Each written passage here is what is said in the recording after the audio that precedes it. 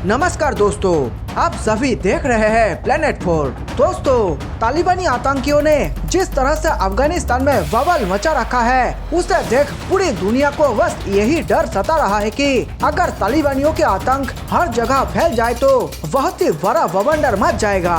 और अब खबर आ रही है कि अफगानिस्तान से अमेरिकी फौज हटाने के फैसले पर राष्ट्रपति जो बाइडेन अब पूरी तरह से फंस गए हैं और अमेरिका के खिलाफ ब्रिटेन, रूस समेत कई देशों ने मोर्चा खोल दिया है।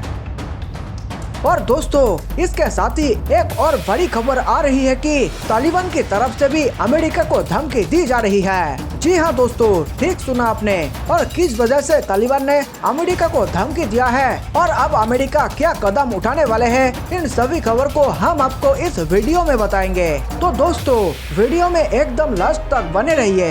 अफगानिस्तान से 31 अगस्त तक अपने सैनिकों को निकालने की बात करने वाले अमेरिका के सामने अब धर्म संकट खड़ा हो गया है। एक तरफ अमेरिकी राष्ट्रपति जो बाइडेन ने संकेत दिए हैं कि अगर जरूरत पड़ी तो वो इस समय सीमा को बढ़ाने पर विचार कर सकते हैं, तो वही अब तालिबान ने साफ कर दिया है कि अमेरिकी सेना को तय वक्त में ही वापस जाना होगा। अब अमेरिका के सामने यह मुश्किल है कि वह तालिबानी धमकी से रुक जाएगा या फिर अपने मित्र देशों की सलाह मानेगा। जो बाइडेन के सामने सबसे बड़ा संकट यही है कि G7 देशों के दबाव में अगर वो काबुल में अपने सैनिकों को रोकते हैं तो काबुल एयरपोर्ट पर तालिबान की चुनौती का सामना करना पड़ सकता है। सरकार द्वारा सभी राजनीतिक दलों के फ्लोर लीडर्स को अफगानिस्तान की स्थिति की जानकारी दी जाएगी। काबुल में लंबे वक्त तक रुकना चाहते हैं G7 देश।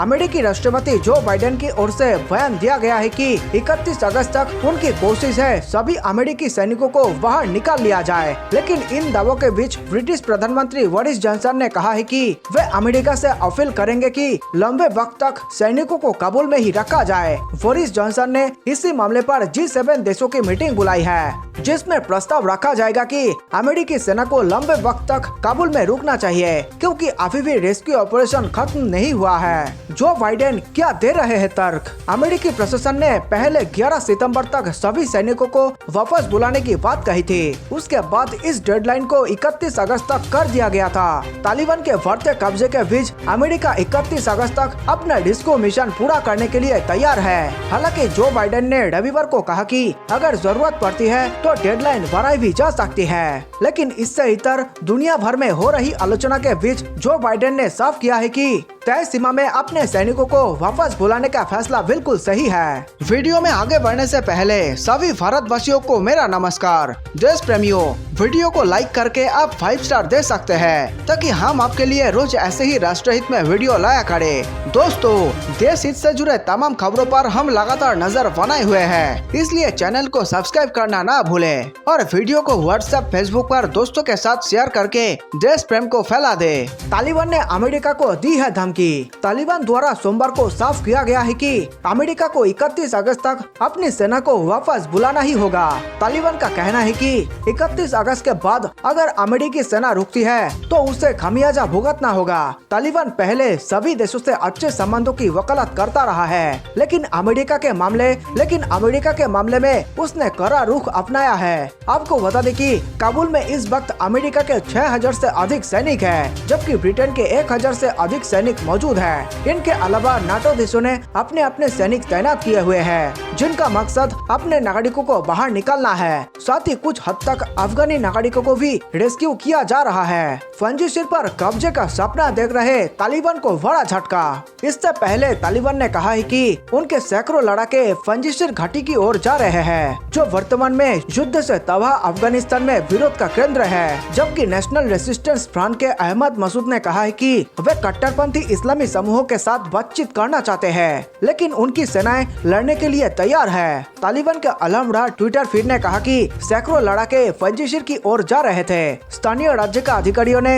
इसे शांतिपूर्वक सौंपने से इनकार कर दिया है। यह ट्वीट 14 सेकंड की एक वीडियो क्लिप के साथ आया, जिसमें एक राजमार्ग पर सफेद तालिबान के झंडे के साथ चाकू की एक लंबी लाइन दिखाई गई है। 1980 के दशक में अफगानिस्तान के सोवियत विरोधी प्रतिरोध के प्रमुख नेताओं में से एक अहमद शाह मसूद के बेटे मसूद ने कहा कि अगर तालिबान ने पंजशीर घाटी पर आक्रमण करने की कोशिश की तो उनके समर्थक लड़ने के लिए तैयार थे।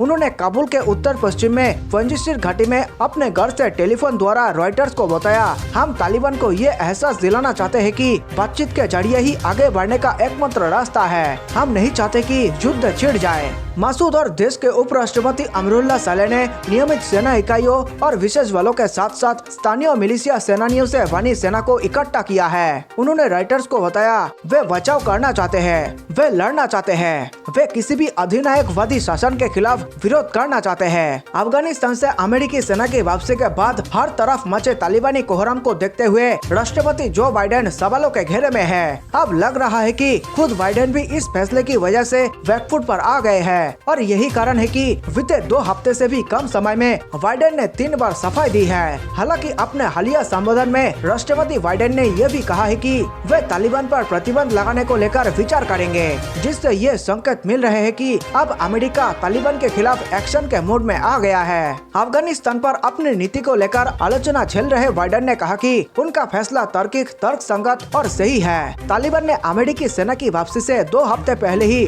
15 अगस्त को अफगानिस्तान पर कब्जा कर लिया था। अमेरिका द्वारा ट्रेन किए गए अफगानिस्तान सेना के जवान तालिबान लड़ाकों के आगे पस्त हो गए। अब अफगानिस्तान में रहने वाले हजारों लोग तालिबान के शासन से डरकर देश छोड़ने की होड़ में है। अफगानिस्तान की स्थिति को देखते हुए बाइडेन प्रशासन को अपने ही देश में विपक्षी रिपब्लिकन पार्टी की आलोचनाओं का सामना करना पड़ रहा है। बाइडेन ने एक बार फिर अपने फैसले पर अडिग रहते हुए कहा, मुझे लगता है कि इतिहास में इसे एक तार्किक, तर्कसंगत और सही फैसले के तौर पर दर्ज किया जाएगा। तालिबान पर प्रतिबंध लगाएंगे बाइडेन। अमेरिका के राष्ट्रपति जो बाइडेन ने कहा कि वे तालिबान के खिलाफ प्रतिबंधों पर विचार करेंगे। बाइडेन से रविवार को प्रेस कॉन्फ्रेंस में जब ये पूछा गया कि क्या वे कुछ शर्तों के साथ तालिबान पर प्रतिबंधों का समर्थन करेंगे, तो उन्होंने कहा, हाँ, वे इस पर विचार करेंगे।